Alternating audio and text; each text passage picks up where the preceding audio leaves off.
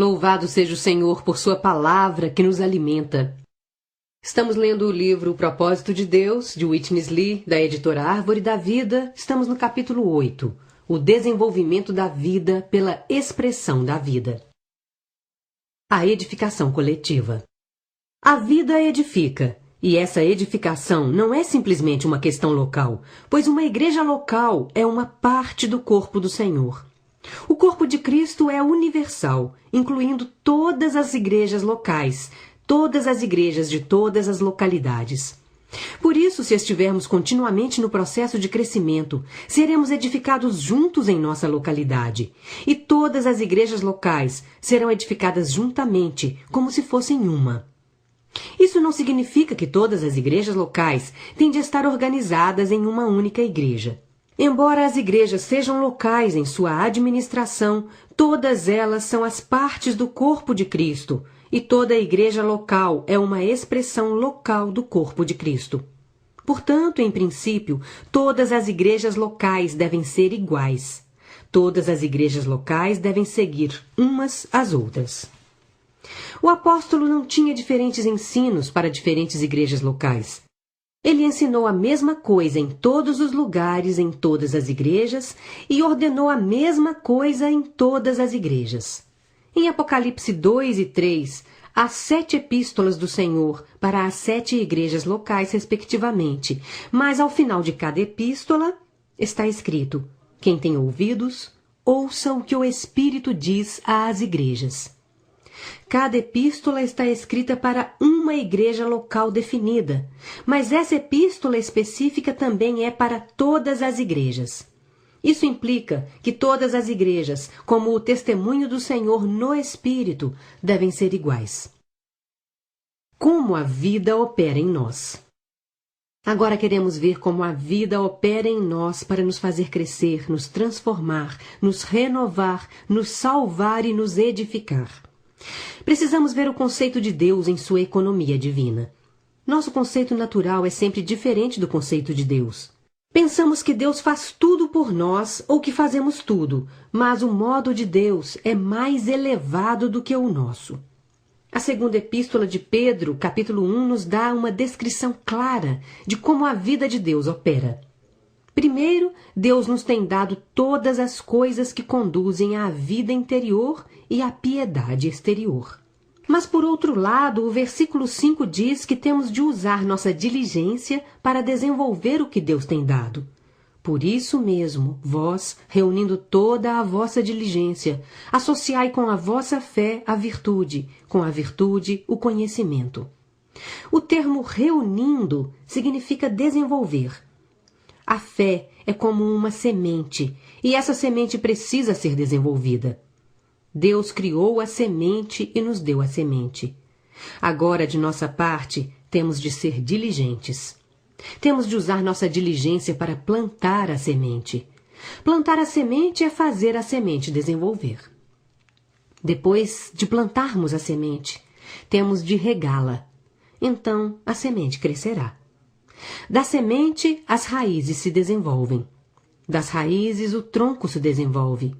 E depois os galhos, as folhas, as flores e os frutos se desenvolvem. Este é um desenvolvimento da vida que acontece gradativamente. Nem Deus, nem nós fazemos tudo. Por um lado, Deus criou a semente e nos deu a semente. Por outro, temos de plantar a semente, regá-la e cuidar dela. Então ela cresce pouco a pouco, até termos os frutos e a colheita. É assim que a vida funciona. Este é um princípio de vida. Deus nos tem dado fé, a semente divina e as preciosas e muito grandes promessas. A segunda epístola de Pedro, capítulo 1, diz-nos que Deus nos tem dado 3 categorias de coisas. Primeiro, Deus nos tem dado Cristo como fé. Pedro disse que recebemos fé igualmente preciosa. Nessa fé igualmente preciosa, Pedro e nós somos exatamente iguais. Ainda que não sejamos capazes de definir o que seja a fé, a temos. Há muitas coisas preciosas que não podemos explicar. Temos nossa vida física, mas o que ela é? Ninguém pode defini-la, nem os médicos. A vida é simplesmente a vida. Do mesmo modo, temos algo dentro de nós chamado fé. Não podemos explicá-la, mas a temos. Não podemos abrir mão dela ou esquecê-la. Depois de crerem em Cristo, alguns talvez queiram deixar de ser cristãos, mas não podem fazê-lo. É tarde demais. Algo entrou neles de tal modo que eles não podem desistir. Uma vez que entrou, isso nunca sai. Fomos capturados pelo Senhor, e Ele entrou em nós como nossa fé. Todos recebemos uma fé igualmente preciosa. Segundo, Deus nos tem dado todas as coisas que conduzem à vida e à piedade. A piedade inclui a vida da Igreja. A primeira epístola de Timóteo 3 revela que o grande mistério da piedade é a vida da Igreja. A piedade é a expressão de vida. Temos todas as coisas que conduzem à vida interior e à expressão da vida exterior. Deus nos tem dado todas estas coisas e nós as temos recebido. Mas como podemos provar isso? Usemos a semente de uma determinada planta como uma ilustração. Todas as coisas relacionadas ao que essa semente será estão incluídas na semente. Se você me deu a semente, você me deu a raiz, o tronco, os galhos, as folhas, as flores e os frutos. Uma vez que recebi a semente, recebi todas essas coisas. Tudo o que está relacionado à vida e à expressão da vida está incluído na semente. A segunda epístola de Pedro, capítulo 1, diz que o poder divino nos tem dado todas as coisas. Esse poder divino não é nada menos que o próprio Deus. No momento em que abrimos nossa boca para dizer, ó Senhor Jesus, Ele entrou em nós. Talvez digamos que o Deus triuno entrou em nós, mas precisamos perceber que este ser é o poder divino. O poder divino não é nada menos que o próprio Deus em sua divina trindade. O Deus triuno, como o poder divino, entrou em nós. E esse poder divino nos tem dado todas as coisas que conduzem à vida e à piedade. O Deus triuno é a semente dentro de nós. Precisamos ver que o Deus triuno, que é o poder divino, a semente de todas as coisas que conduzem à vida e à piedade, agora está dentro de nós. A piedade inclui a vida da Igreja. Se formos fiéis para cooperar com essa semente toda inclusiva, a vida da Igreja será desenvolvida. Deus também nos tem dado as preciosas e muito grandes promessas. A Bíblia é um livro de promessas. Deus nos tem dado fé, a semente de todas as coisas que conduzem à vida e à piedade, e a palavra, que tem as grandes e preciosas promessas.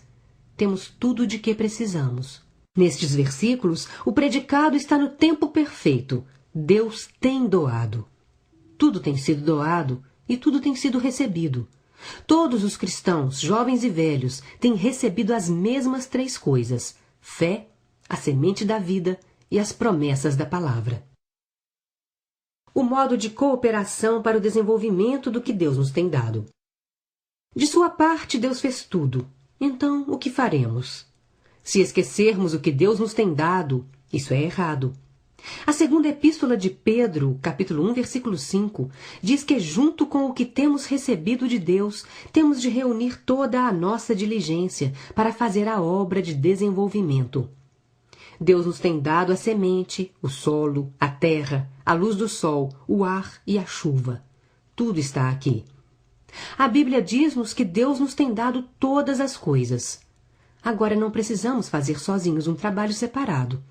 Simplesmente precisamos cooperar com o que Deus tem dado para desenvolvermos o que Deus tem dado. Fazemos isso quando plantamos a semente e a regamos. Então ela será desenvolvida pouco a pouco, até que tenhamos uma colheita. Esta é a cooperação de que precisamos para retribuir a obra de Deus. Deus tem feito tantas coisas. Agora precisamos cooperar com Deus. Não acredite simplesmente que uma vez que Deus fez tudo, Ele fará tudo. É errado pensar que tudo deve ser feito por Deus e que não há necessidade de fazermos nada. Mas há também outro erro extremo. Esta é a ideia de que temos de fazer tudo. A maneira certa é que, por um lado, percebemos que Deus tem nos dado tudo. Por outro, percebemos que precisamos cooperar com Deus. Precisamos desenvolver o que Deus nos tem dado. Temos a semente e agora precisamos plantá-la e regá-la. Precisamos dar a devida cooperação a Deus. Apliquemos este princípio de um modo prático. Ser submissas ao próprio marido é o trabalho mais difícil em todo o mundo para as esposas. Certamente as irmãs não podem se submeter a si mesmas. Então o que elas farão? Elas podem dizer: não posso ter submissão, mas Deus pode. Deus é o Deus das coisas impossíveis. Não posso, mas Deus pode. Esta é uma boa doutrina, mas não funciona. Deus pode ser sua submissão, mas ele precisa de sua cooperação. O modo de cooperação pode ser visto em Efésios capítulo 5, versículos 18 a 22, e em Colossenses capítulo 3, versículos 16 a 18. Efésios 5, 22 diz: as mulheres sejam submissas ao seu próprio marido como ao Senhor. Colossenses 3, 18 diz: esposas, sede submissas ao próprio marido como convém no Senhor. Por favor, observe que esses versículos acabam com as frases como ao Senhor e no Senhor. Também precisamos ler Efésios 5:22 no contexto dos versículos anteriores. Eles dizem que precisamos estar cheios em nosso espírito. Então seremos cheios de Deus e cheios de cânticos, louvores e graças. Isso mostra que a submissão é fruto do desfrute de Deus, ou seja, dos cânticos, dos louvores e das graças. Algumas das esposas tentam ser submissas ao próprio marido, sem cânticos, louvores e graças. Em vez disso, elas tentam usando o ranger de dentes. Não é de admirar que não consigam se submeter. Faltam-lhes louvores, cânticos e graças. Se elas dissessem: ó Senhor, amém, aleluia, e exercitassem seu espírito para se alegrar no Senhor, se submeteriam espontaneamente ao próprio marido. A verdadeira submissão vem do estar cheio do Espírito. Deus tem dado todas as coisas que conduzem à vida e à piedade, e a submissão das esposas é uma pequena parte dessa piedade. A piedade é a expressão da vida interior, e essa expressão inclui a submissão das esposas. Se praticarmos a maneira correta de desenvolver a semente interior, essa semente crescerá para a submissão. Essa submissão será doce e espontânea. Não há necessidade de esforço próprio usando o ranger de dentes. Em vez disso, precisamos nos alegrar no Senhor. Então a submissão se torna uma alegria, não um sofrimento. Torna-se nossa cama para descansar, não um fardo. Deus tem nos dado todas as coisas que conduzem à vida e à piedade, incluindo a submissão. Agora precisamos cooperar com Deus para desenvolver esta semente, sendo cheios. Seja cheio em seu espírito com o Espírito. Seja cheio de cânticos, de louvores e de ações de graças. O resultado será a piedade, incluindo a submissão. Agora consideremos Colossenses 3. O versículo 18 diz às esposas para que sejam submissas ao próprio marido como convém no Senhor. O versículo 16 diz: habite ricamente em vós a palavra de Cristo, instruí-vos e aconselhai-vos mutuamente em toda a sabedoria, louvando a Deus com salmos e hinos e cânticos espirituais, com gratidão em vosso coração. O Espírito dentro de nós é o poder divino, e a palavra fora de nós é a grande e preciosa promessa. Temos de ser cheios do Espírito e da palavra. O Espírito está em Efésios 5 e a palavra está em Colossenses 3. Precisamos deixar que a palavra de Cristo habite ricamente em nós enquanto lemos e oramos a palavra. Quando lemos e oramos a palavra, ela se torna o Espírito. Em João 6, versículo 63, o Senhor disse: as palavras que eu vos tenho dito são Espírito e são vida. Se invocarmos o nome do Senhor, e orarmos e lermos sua palavra se tornará o Espírito. Então estaremos nos regozijando no Senhor, porque estaremos cheios de Cristo. Espontaneamente teremos a doce submissão. A submissão é fruto da semente que foi plantada em nós. O poder divino nos tem dado todas as coisas que conduzem à vida e à piedade. Esse poder é o Espírito dentro de nós. Também temos recebido as grandes e preciosas promessas na palavra que está fora de nós. Não devemos nos afastar do Espírito que está dentro de nós, nem da palavra que está fora de nós. Temos de estar continuamente em contato com o Espírito dentro de nós e ler e orar a palavra que está fora de nós. Não estudamos meramente a palavra como se fosse um livro. Lemos e oramos a palavra quando invocamos o nome do Senhor. Temos o Espírito dentro de nós como o poder divino e o livro sagrado fora de nós como a grande e preciosa promessa. Todas as riquezas da vida divina são nossa porção para desfrutar. Quando desfrutarmos dessas riquezas, teremos a expressão de vida, de piedade em nosso viver. Nosso viver será um viver de piedade, a expressão de Deus como a vida. Tudo aquilo de que precisamos nos será suprido. Submissão, paciência, humildade, amor, poder e misericórdia estão na semente divina que está dentro de nós. A vida do corpo, a vida da igreja local está incluída nesta piedade.